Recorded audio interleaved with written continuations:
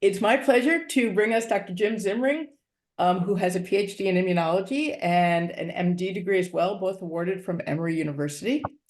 He is board certified in clinical pathology. He's a diplomat of the American Board of Pathology, an elected member of the American Society of Clinical Investigation, and a scholar of the ABB Foundation, as well as being elected to the ABB Foundation Hall of Fame.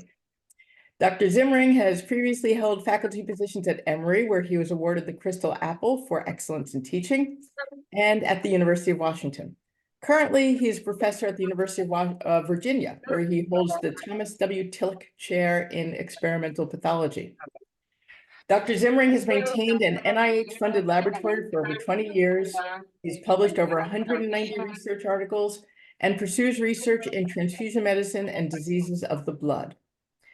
Jim has received numerous awards in the field of transfusion medicine and clinical pathology, including the David B. Paul Award from the ABB, the John Juilliard Prize from the ISBT, the Ellis Benson Award from Eclipse.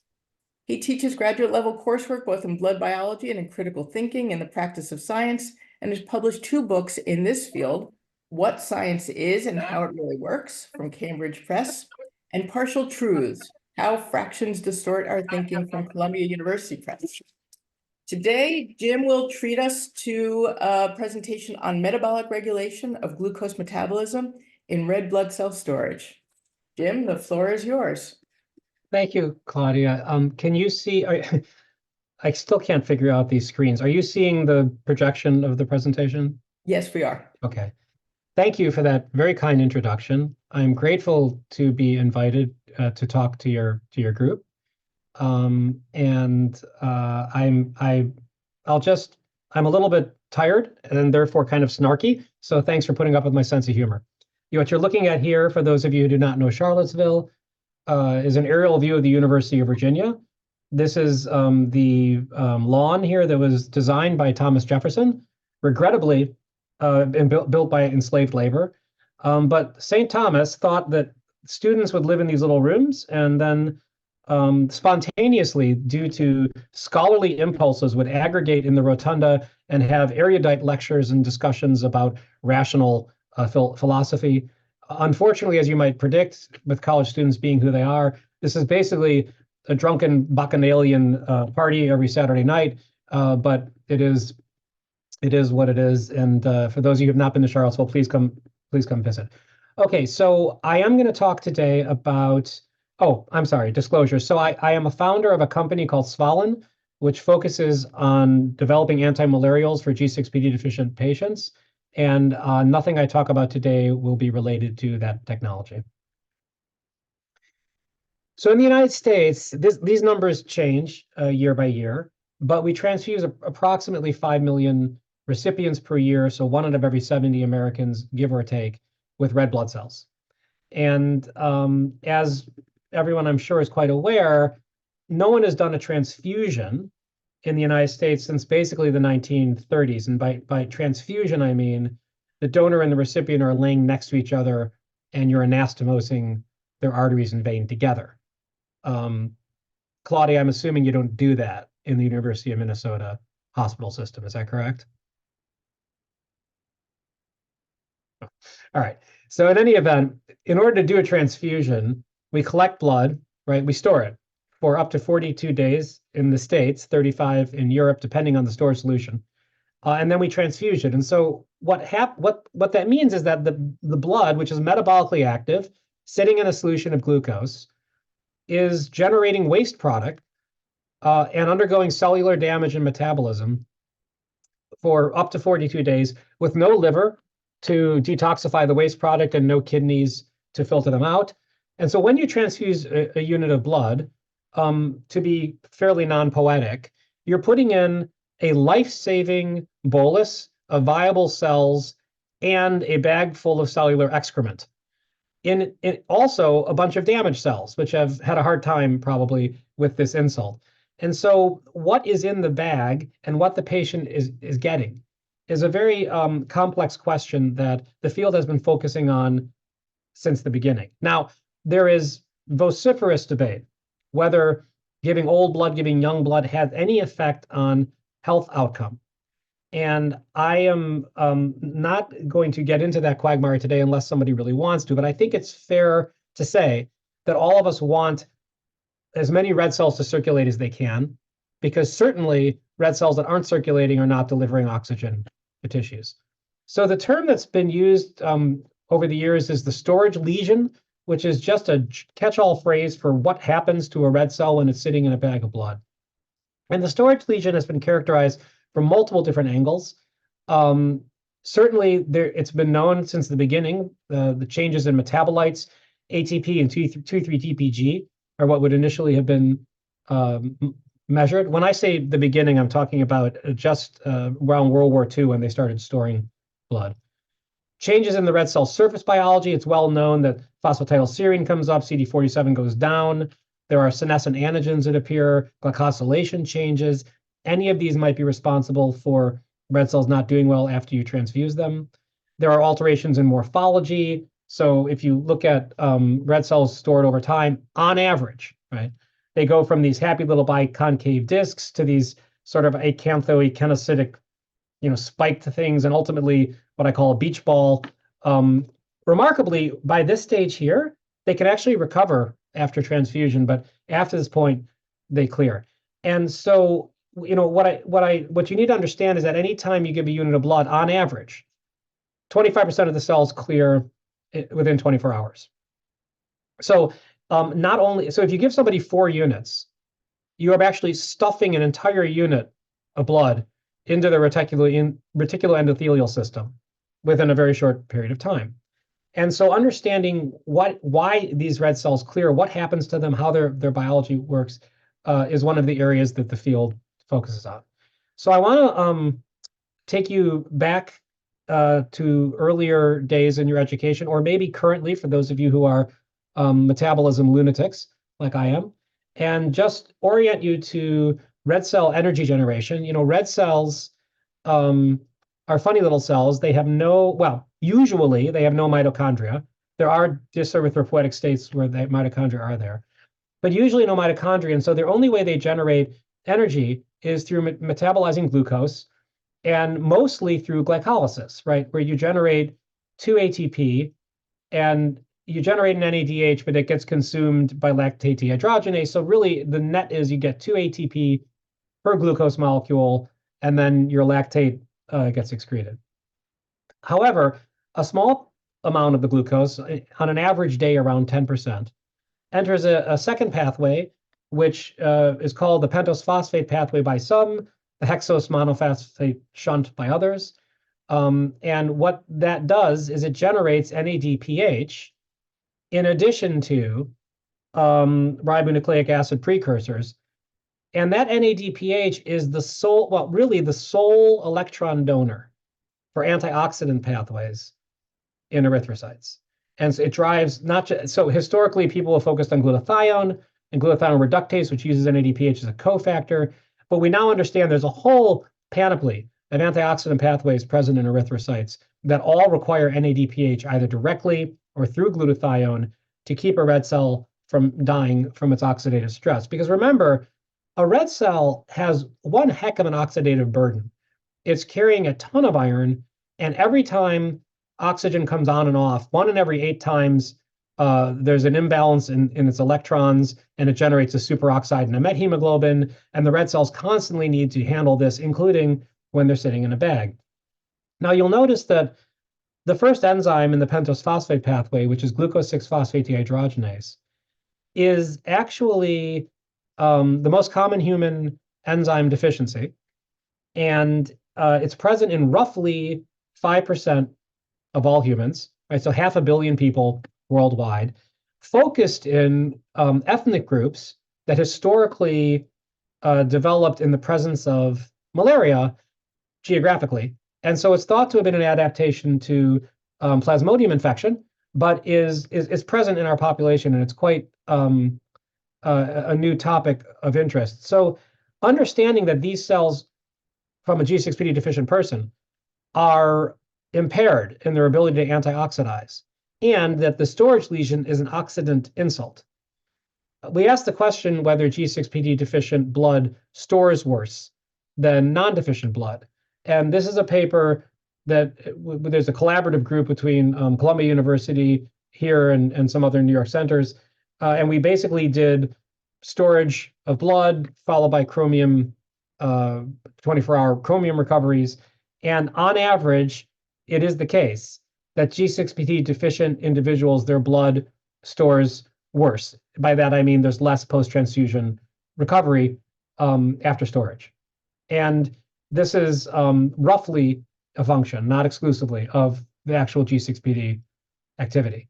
So this is actually quite clinically pertinent, I think, because this was done in healthy autologous donors, right? So these are healthy volunteers who come in, donate a unit of blood. 42 days later, you take them out, label with chromium, put it in.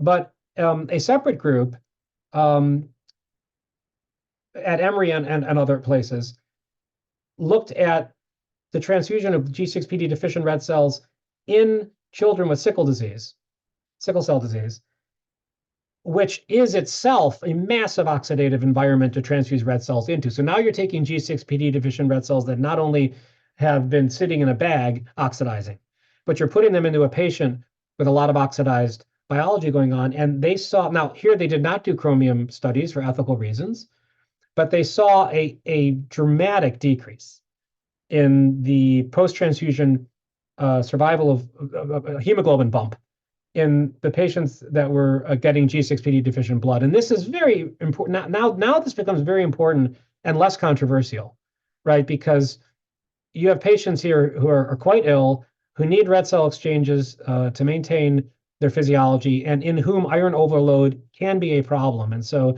the more units you're giving them, the worse it is for the therapeutic benefit you're trying to get. What is an ironic function of blood banking today is that we are inadvertently concentrating G6PD deficient blood into sickle cell patients. How does that happen? Well, the way that happens is that we do antigen matching for sickle cell disease patients, certainly for those who are alloimmunized, often extended phenotypic matching for those who are not yet alloimmunized. And because of linkage disequilibrium genetically, right, because of genetic background, individuals who happen to be antigen matched to sickle cell patients are more likely to be G6PD deficient. So by doing the antigen matching, we're actually preferentially pushing G6PD deficient blood into sickle patients. Now, I want to get into the red cell a bit and talk about this pathway, glycolysis versus G6PD, from a metabolism standpoint. And for those of you who already know this, I apologize for the time I want to take on this. But red cells, although they have no nuclei, they have no ribosomes, they can't express gene products after they leave the marrow, and no mitochondria, are actually not just bags of hemoglobin. They are metabolically very complicated cells with the ability to adapt to their environment without the need for gene expression. And a central player in this process is a protein called BAN3. Anion exchanger 1 is another name. It's the most abundant protein in the membrane, well, close to anyway. And it has multiple functions. As part of the macrocomplex, it regulates ion channels, but it also has an N-terminus that sticks into the cell. And the N-terminus that BAN3 has that sticks into the cell binds up, specifically binds to glycolytic enzymes. And the BAN3 is present as a stoichiometric excess over the glycolytic enzymes. And so what that means is that since the glycolytic enzymes get bound up on the BAN3, they are not available for glycolysis, and therefore you really favor the PPP, right? This is under a high oxygen state because the oxyhemoglobin is sitting here. Now, obviously, there's still glycolysis going on, but the red cell under a high oxygen state, when it's likely to be exposed to reactive oxygen species, pushes glucose down the PPP to generate NADPH to help it antioxidize.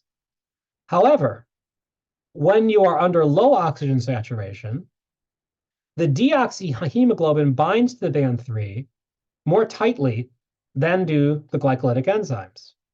Meaning that when a red cell becomes low oxygen status, now you have more glycolysis and less PPP, precisely because the hemoglobin is displacing the glycolytic enzymes. And so what that means is that red cells breathe metabolically. They breathe. When they're under high oxygen tension, they shunt glucose down the PPP. When they're under low oxygen tension, they shunt glucose down glycolysis to maximize ATP production. To me, this is very elegant.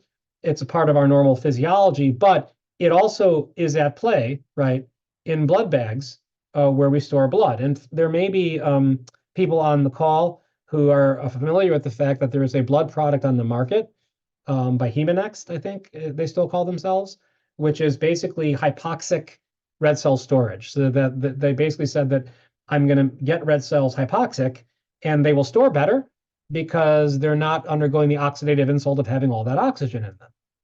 Well, this seems a bit ironic because I just told you that hypoxic red cells have less antioxidant capacity, right? But they're also generating less ROS. So it actually works to an extent. But this is the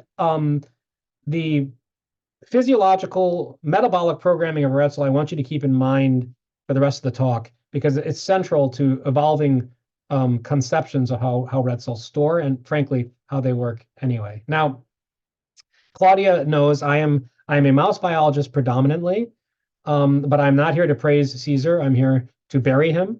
Mice are not humans, but they are related and they are a very useful model, and so we use them with humans in parallel.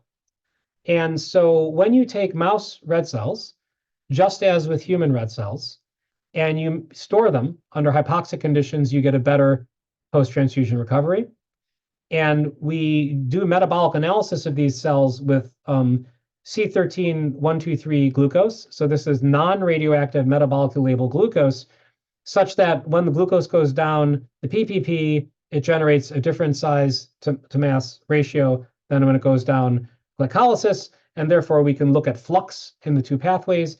And in mice, as in humans, when you are hypoxic, you see the shift in flux compared to normoxic cells very much the same way.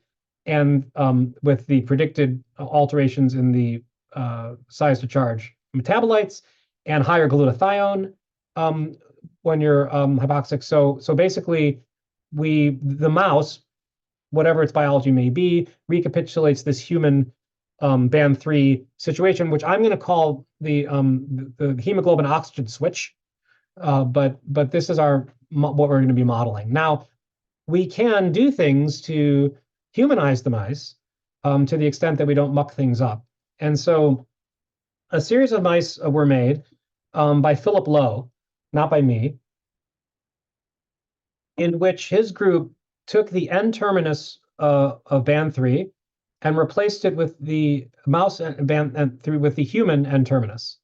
Now, you'll notice that the human and mouse N-terminus are completely unrelated by sequence, but they have they both have a deoxyhemoglobin binding site, as I talked about.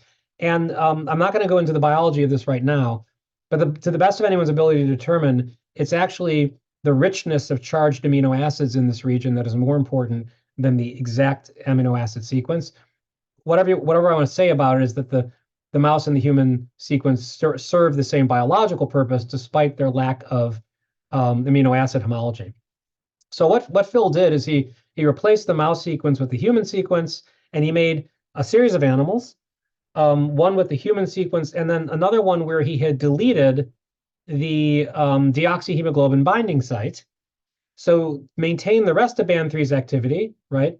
But basically kill this hemoglobin oxygen switch as an instrument to ask the question, is this regulation of PPP versus glycolysis important in red cell physiology, and where is it important? And so using these mice, and again, I show a lot of flow cytometry diagrams, and all they're meant to indicate is that, mice have a very small blood volume and about 2 cc's for a large male mouse. Anytime you phlebotomize them, their hematocrit's going to drop a little bit just because it's hard to take, a teeny little amount of blood. So what we do is we always do our survival studies with two separate populations that are labeled differently, a test population and a control population, so that we can do the ratios to control for any volume effects in the mice. And what we observed, if you look down here at my pointer, is that these are wild type mice here in green. This is post-transfusion recoveries. These are the humanized band 3 mice, so the ones that have the normal human sequence in the N-terminus. They store about the same as wild type mice. But when you delete the hemoglobin binding site, now their post-transfusion recoveries drop precipitously. So our conclusion from this, right, is that breaking the hemoglobin oxygen switch really makes blood store badly. Therefore, that switch, that metabolic regulation, is important in surviving blood cell storage. Doing a metabolomic analysis of these cells, right? And so the population, everybody's happy fresh. But after storage, the cells in C, the ones that have the hemoglobin oxygen switch broken, they generate all kinds of oxylipans. These are all oxylipans, and also arachidonic acid metabolites consistent with lipid oxidation peroxidation of the red cell. So we were very excited to make this observation. But I'm going to take Claudia, if you will forgive me, I'm going to take a slight detour into the foibles of experimental biology and mouse biology in particular, and talk about some of the problems that are less well appreciated by people who don't swim around with mice. So I want to talk to you about mice that we use. I get aggravated, to be honest with you, when I'm asked the question, does the mouse biology recapitulate the human biology? And the reason I get aggravated is that black 6 mice, which most people study, do not represent murinity. Arguably, they're not mice. Well, what the heck does that mean? Well, they're bred to complete homozygosity at every allele, and they're an extremely narrow sliver of what mice biology may be. So I don't know what that means, mouse biology. I also don't know what human biology is. Humans are a population, and they differ. So am I being defensive here because I'm a mouse biologist? I don't think so. I mean, mice are not humans, but black 6 mice are not mice. So if you look at the phylogenetic tree of inbred strains that are commonly used in experimentation, this is what it looks like. By the way, these mice all come from, with a very few exceptions, all come from Northern Europe.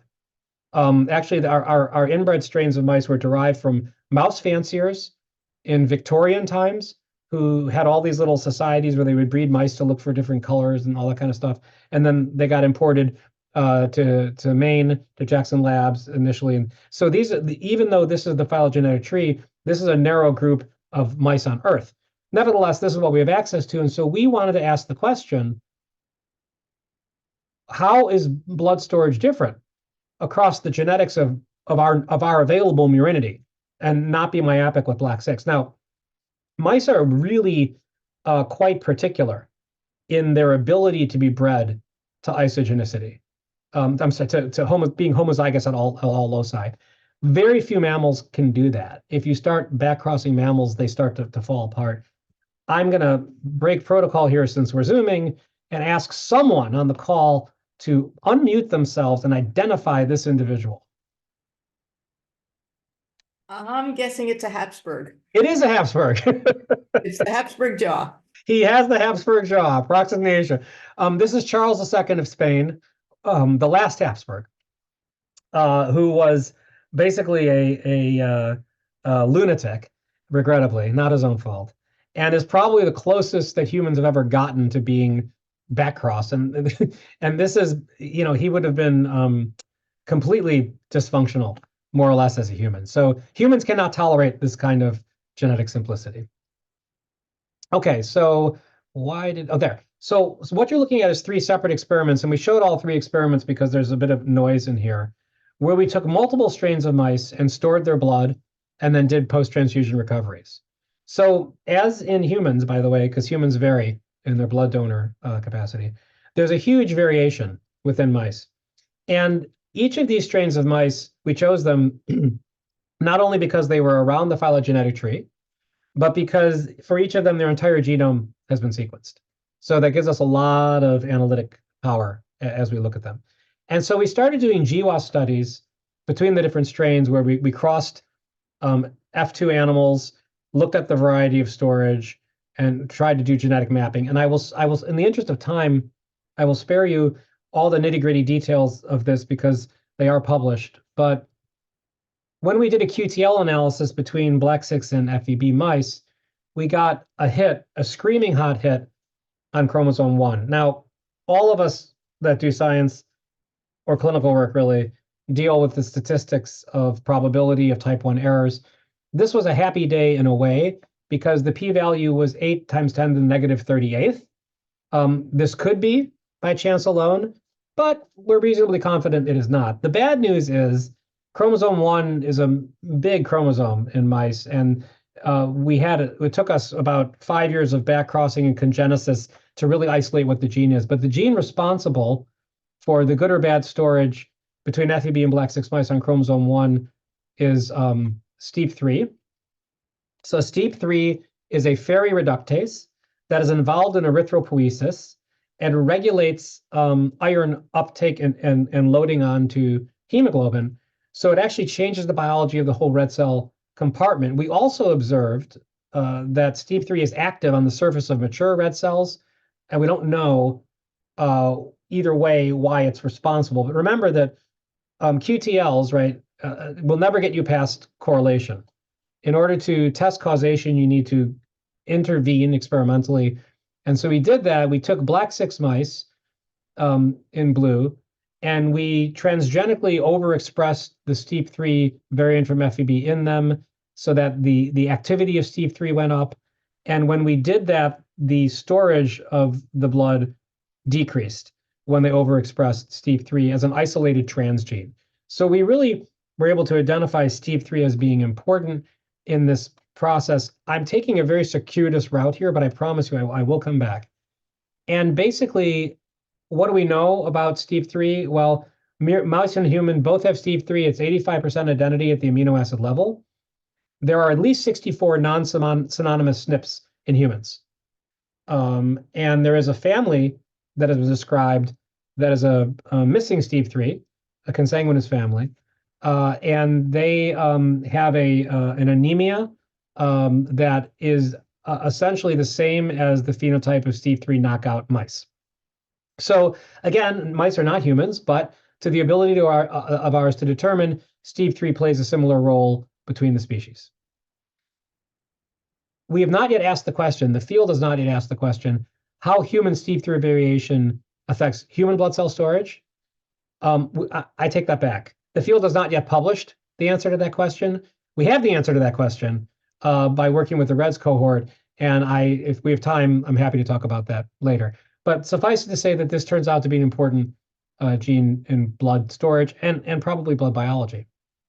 So the reason I'm telling you that is the following.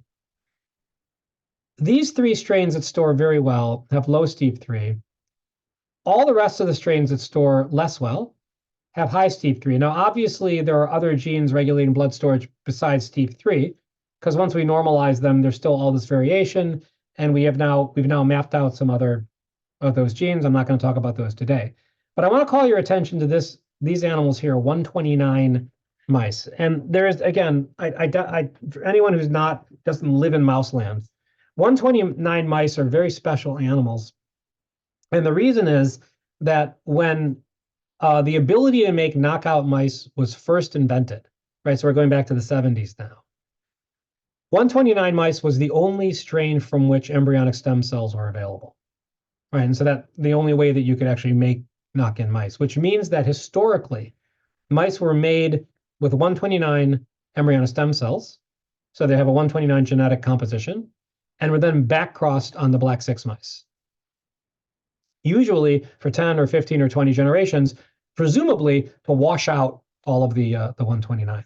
But you'll notice that 129 mice here store poorly compared to Black 6 mice, and they have this STEAP3 allele that is at least partially responsible for that with that storage difference. Well, those mice that I told you about, where the band 3 was modified, were generated on a 129 background, and they were back-crossed to black 6. And so to really be super careful in our understanding, we had to ask the question, understanding now what we do, right, about the Steve 3, was that difference in phenotype we saw between the hemoglobin binding site knockout mice really due to the deletion that Philip Lowe made? Or is it possible that it was a remnant of a 129 contamination? And it's interesting, one assumes in experimental land, right, that if you treat 3 samples the same way, then you've controlled for whatever treatment that they have. But when you back-cross mice, which genes they inherit is stochastic. Even though they've all been back-crossed 5 generations, they may have inherited different things. And so we did a genomic SNP analysis of our different animals. So this is the black 6 animal. This is the humanized band 3, the one with the normal human N-terminus. This is the binding site knockout, which I showed you. There was another animal that Phil made, which was a hemoglobin binding deletion. And so you'll notice that what you're looking at here, green is homozygous for black 6. Yellow is heterozygous 129 black 6. And lavender, or purple, is homozygous 129. So these animals are filthy from a genetic standpoint. And they have inherited quite different portions of 129. Now, this red arrow indicates where Steve 3 is in the mouse genome. You'll notice that these mice with this poor storage phenotype that we got so excited about have the 129 Steve 3 compared to the control strain that does not. It's homozygous black 6, meaning that there's now a confounder in the system that we know affects blood storage that would trick us into making an incorrect conclusion. So I called up Philip Lowe. We had a discussion about it. What we did to try and ferret this out, to clean this up a bit, is we were lucky. Some of the mice in this colony here were still heterozygous at that point. Some were homozygous. And so we chose the heterozygous mice, we crossed them, and then we chose mice that were this mouse, B6 deletion, right? Or I'm sorry, binding site deletion, that were homozygous for the black 6 chromosome 1 or homozygous for the 129 chromosome 1. So the bad news is that these data confirm that the 129 chromosome contamination decreases blood storage, because these are the same animals, but on a having the 129 Steve 3 versus the black 6 Steve 3. That's the bad news. The good news is, even with that controlled for, the binding site deletions still store worse than the control animals. So this confounder was part of the reason, not the entire reason. But it gets more important than that, because when we look at the metabolic profile here, that oxylipan signature I told you about that we discovered with the Steve 3 is only present if the animals have the 129 Steve 3. It's absent in mice that have the black 6 Steve 3. And what that means is that the binding site deletion causes worse storage, yes, but not the same kind of lipid peroxidation. And we would have otherwise been fooled by this. So I want to thank you guys. I'm from Chicago, so guys is a gender neutral term.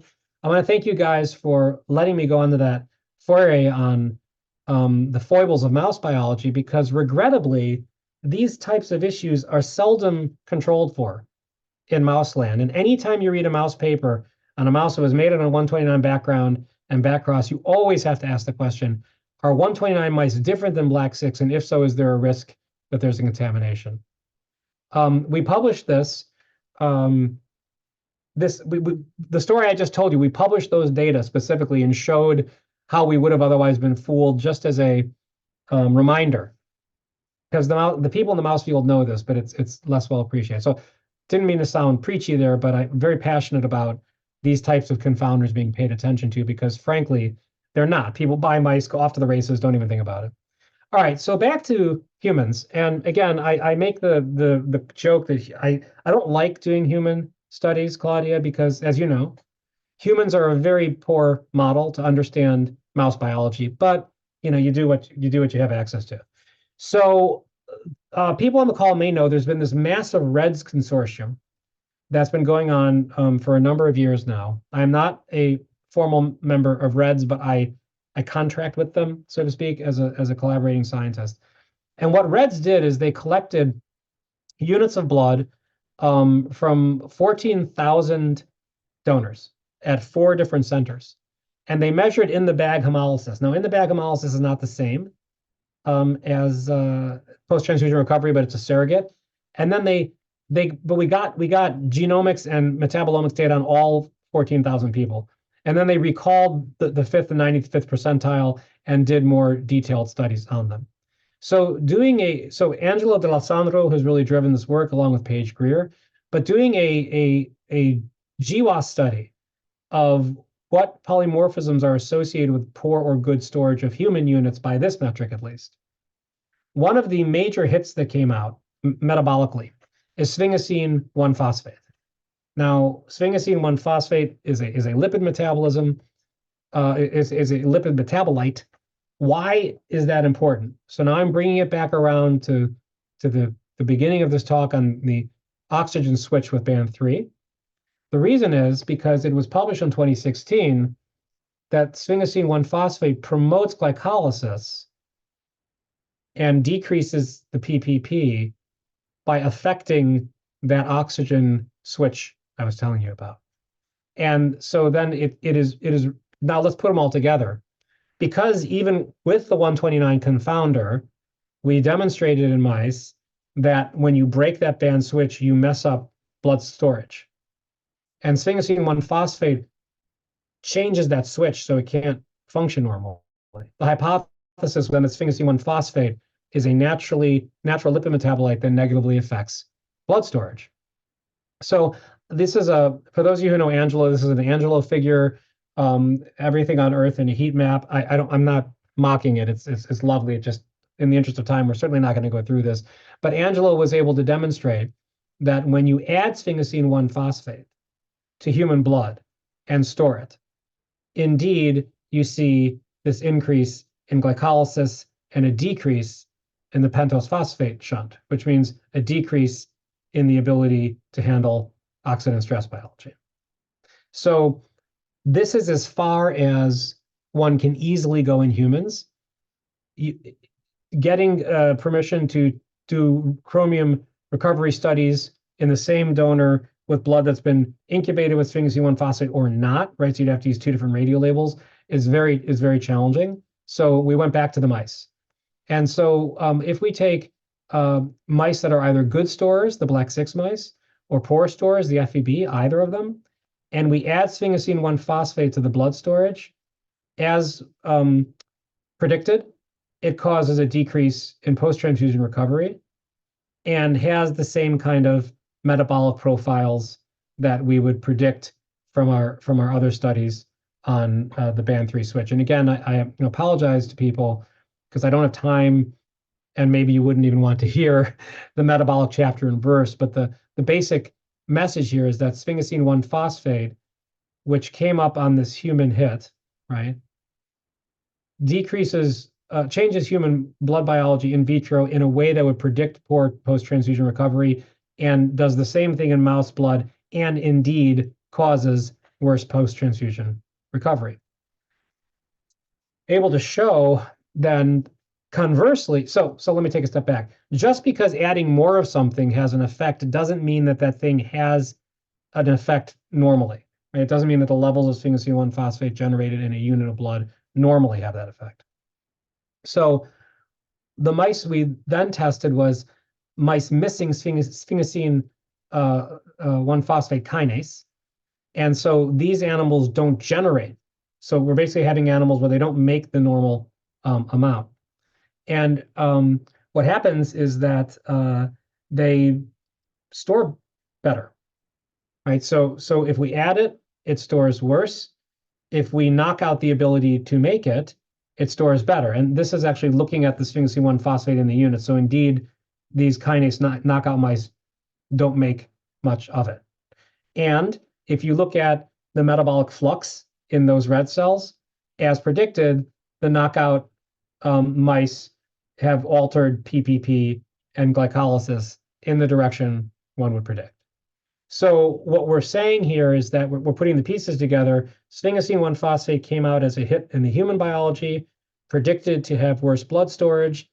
When we add it, it has worse blood storage. When we get rid of the endogenous sphingosine-1 phosphate, the blood stores better.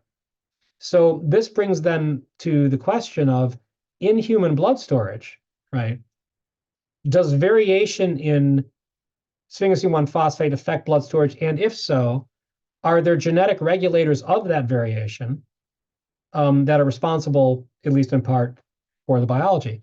So going back to this REDS cohort on the 13,091 in this group donations, there is essentially complete metabolomics, proteomics, and genomics on these individuals, allowing GWAS studies to be done for genes using now sphingosine-1 phosphate as the trait.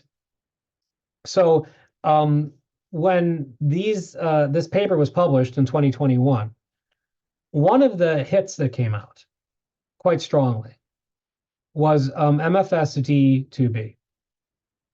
And MFSD2B is a transporter for sphingosine-1 phosphate in red cells. So this was quite provocative, right? Because now we've gone from a metabolite to a gene known to regulate the level of that metabolite in red cells. And so we are in the process now of mucking with that gene in animals to see if we change how the blood stores, and could this be a genetic screening tool for donors? Again, we're not going to exclude donors who store poorly. We would run out of blood, but shuttling units of blood that are predicted to store extremely well into sickle cell patients, beta thalassaemic patients who have iron overload problems could be a substantial benefit. I want to introduce you to a population of mice called the Jackson diversity outbred mice that were generated at Jackson Labs. And these are brilliant animals. They basically took 8 strains of highly unrelated animals and bred them together for 35 generations in a way that shuffled the genetic deck. And it gives you ability to do GWAS studies on approximately 95% of the known genetic variation of mice that are available to us. So my lab hates me because we did storage studies on 350 of these animals individually, right? So we stored the blood from each animal, then we transfused it into a recipient, then we looked at the post-transfusion recovery, and then we got a complete genomic profile of every mouse. Angelo ran all the metabolites, and so we basically were recreating the RED study, but with an outbred mouse population, not 13,000, because we don't have the resources, but 600 animals in total, 350 in this part of the study. And when we then did the GWAS for sphingosine-1 phosphate, we got a hit on the end of chromosome 12. And when we look into that QTL locus quite specifically, right around the peak is MFSD2B, which, if you recall, is the same sphingosine-1 kinase transporter that was present in the human REDS study.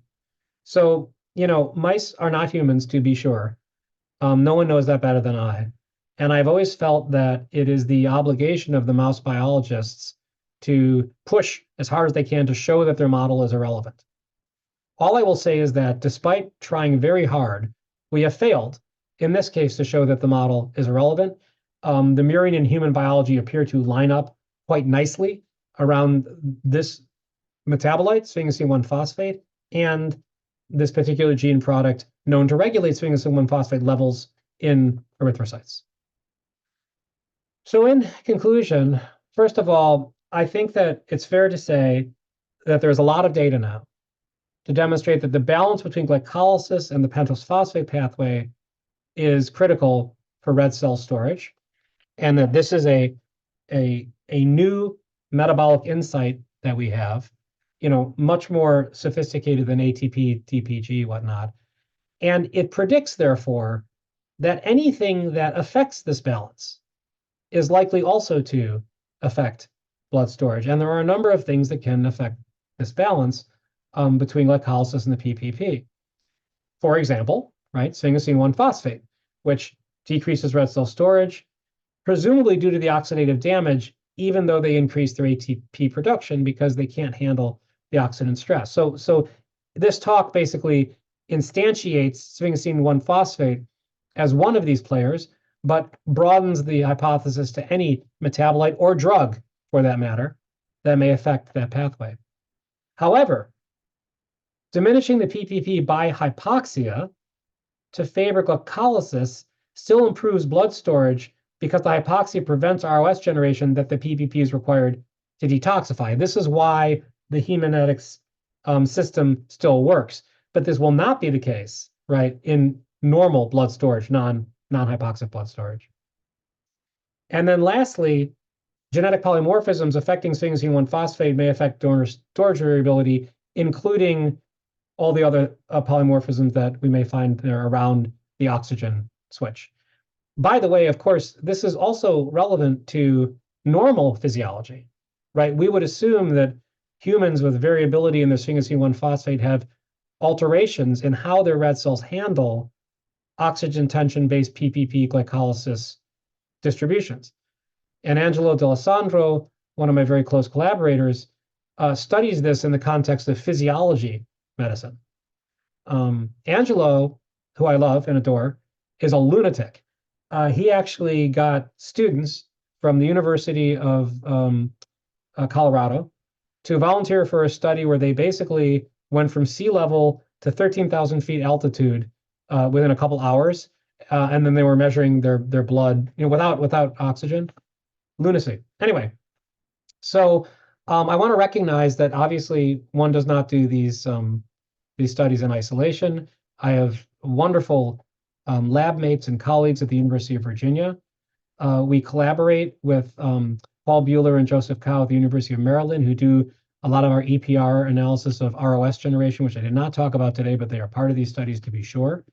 Angelo and Julie at Colorado, who are brilliant mass spec chemists, informaticians, and general metabolism biologists. And then my colleagues at Columbia University, who we work with to study humans with G6PD deficiency, and now some of these other pathways. So I want to apologize to you if that was kind of a quixotic adventure into blood storage biology, mouse versus human GWAS, the foibles of mouse biology and how you might address them, and an emerging pathway that seems to be very central to how blood stores metabolically and the genetic drivers behind it. And I will stop there. Jim, thank you. That was wonderful. I'd like to open this up for questions.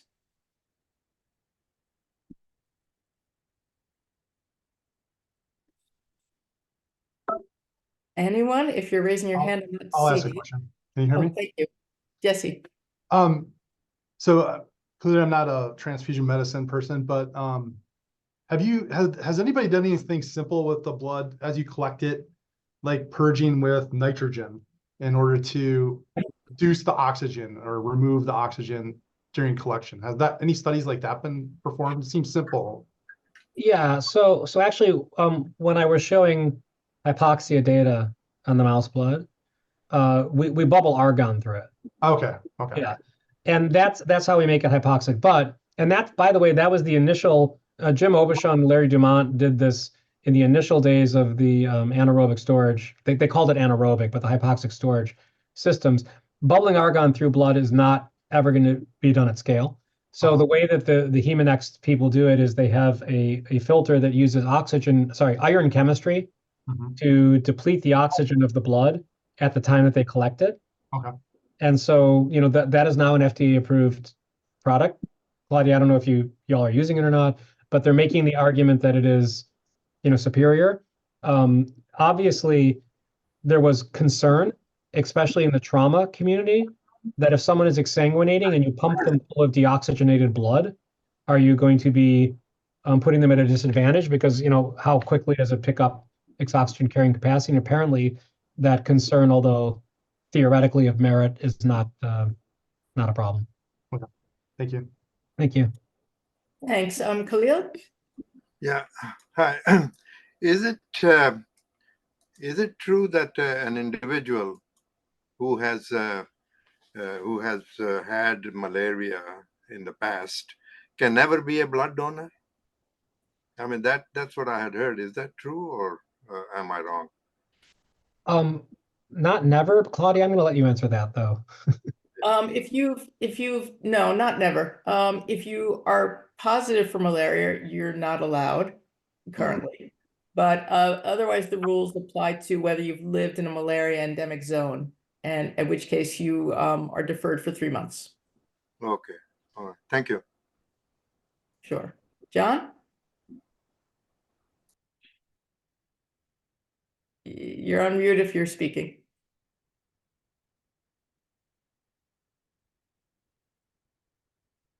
We still don't hear you, John.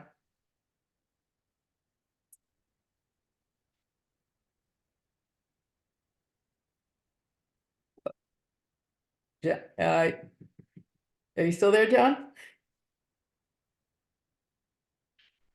While John is struggling, I'll ask, what is, I'm a practical person, Jim. How are we going to use this to store blood better? I'm not sure I understand. I mean, I understand I don't understand the language you're using, practical. I don't know what that means. So I mean, it's a great question. It's a great question. I think that there are people out there, right, who would say, for gosh sake, haven't we wasted enough resources on Recess and Able and Aripi? Blood is blood. Stop this. Just collect blood and distribute it. And I suppose there is an argument to be made there. But going back to what I was trying to emphasize earlier, I think it is a uncontested fact that beta thalassemia patients and some sickle patients struggle with iron overload. In some cases, it makes them sick. In extreme cases, it takes their lives. And I think that people would agree that the fewer units of blood you have to give them, the less iron they're going to receive.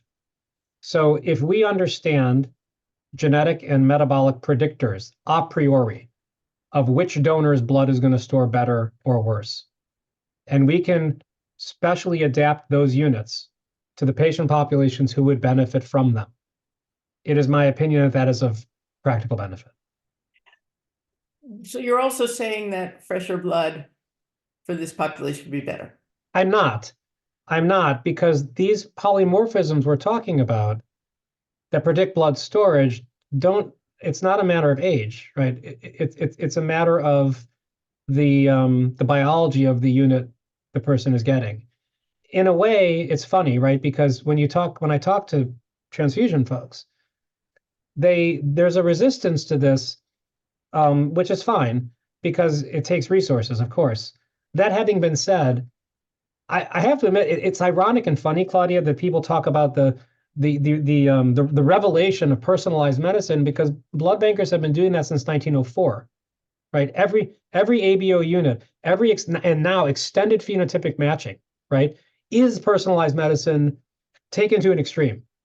Not only is the patient specific, the drug, right, is specific. So conceptually, I don't see much of a difference between saying, I'm going to Kell-Kidd and Duffy match my sickle patient, and from that population, grab units that have genetic markers that predict that the blood will transfuse better, regardless of storage age, right? This is not an age-dependent thing necessarily. John, have you had a chance to figure out your technical problems? In the chat, he says he can't unmute, which my wife wishes were the case for me, but regrettably not. Dr. Cohn, can I ask a question? Please, Teddy.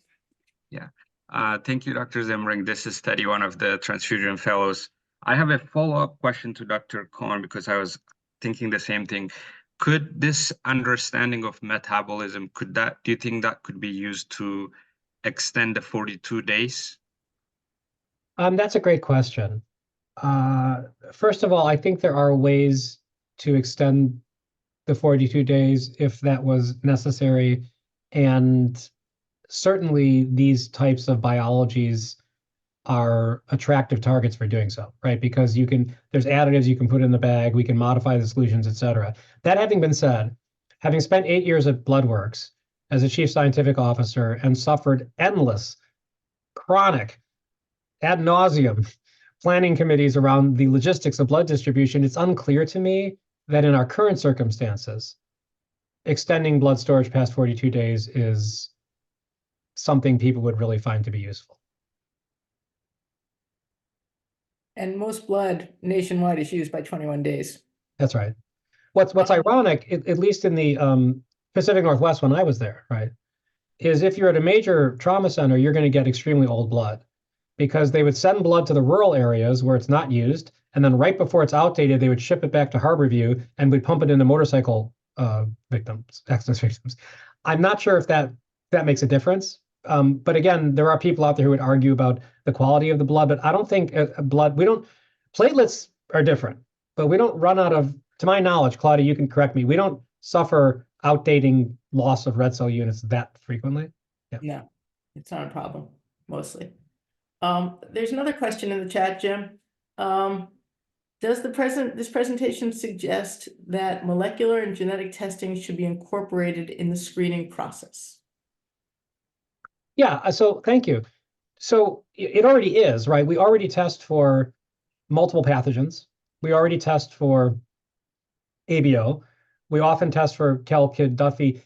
I'm going to answer your question with a statement. To the extent that it becomes medically meaningful to identify units that are likely to circulate better when transfused, right? Then, yes, I think that this is a way to accomplish that goal. However, to Claudia's pragmatic philosophy, in the extent that there is no benefit to that, or I guess because we have to be resource mindful that the small benefit is not justified by the resources, pragmatically, no. But I think that these data suggest quite strongly, and you'd have to do a trial to confirm it, right? That to the extent that you have a patient now or in the future that would suffer from a worse storing unit, this is a way to isolate and exclude those units.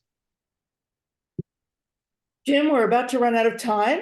I'm sorry that John hasn't been able to type his question or get his question across, but I can give him your email. Thank you again. I know that you're always very busy. You've got a lot of studies going on. I really appreciate you coming and giving this grand rounds today. It's an honor to talk to you guys, and I really appreciate everyone's attendance. Thank you. Take care. Bye-bye. Bye.